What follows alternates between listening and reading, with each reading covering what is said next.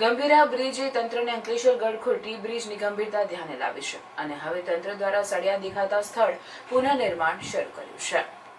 અંકલેશ્વર શહેરની ટ્રાફિક સમસ્યા અને ફાટકની ઝંઝટમાંથી મુક્તિ મળે તે માટે સતત 7 વર્ષે બની રહેલા અને છેલ્લા 4 વર્ષથી કાર્યરત ગડખોલ ટી બ્રિજ રચના કન્સ્ટ્રક્શનની કામની પોલ ખોલી નાખી હતી અને છેલ્લા 2 વર્ષથી બ્રિજ પર પ્રતિ વર્ષ સળિયા બહાર દેખાવા લાગ્યા છે.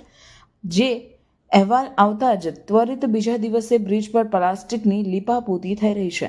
જોકે જે પણ વરસાદ પડતા જ નીકળી જાય છે. આ વચ્ચે 3 દિવસ પૂર્વે વડોદરાના ગંભીર બ્રિજના ગોઝાર અકસ્માત બાદ રાજ્યભરના તમામ જૂના પુલ બાબતે સવાલ ઉઠી રહ્યા છે અને તેની ચકાસણી પણ કલેક્ટર કક્ષાએથી શરૂ થઈ ગઈ છે. આ વચ્ચે અંકલેશ્વર ગડખોલ ટી બ્રિજના ગાબડા હવે તંત્રને ધ્યાને આવ્યા છે. ગંભીરા બ્રિજની હોનારતે ગડખોલ ટી બ્રિજની ગંભીરતા ધ્યાને લેતા ગડખોલ ટી બ્રિજ પર સમારકામ શરૂ કર્યું છે, જેમાં બ્રિજ સળિયા પાસેનો સ્લેબને જેસીબી વડે તોડી પાડી તેના RCC વર્ક શરૂ કરવામાં આવ્યો છે. જે માટે એક તરફ પ્રતિન ચોકડીથી ભરૂચ તરફ જતો માર્ગ પણ બંધ કરી સમારકામ શરૂ કરવામાં આવ્યો છે. મોડે થીગડાના બદલે હવે વહીવટી તંત્ર અંતે સમસ્યાનો મહદઅંશે નિકાલ કરવાનો પ્રયાસ શરૂ કરાયો.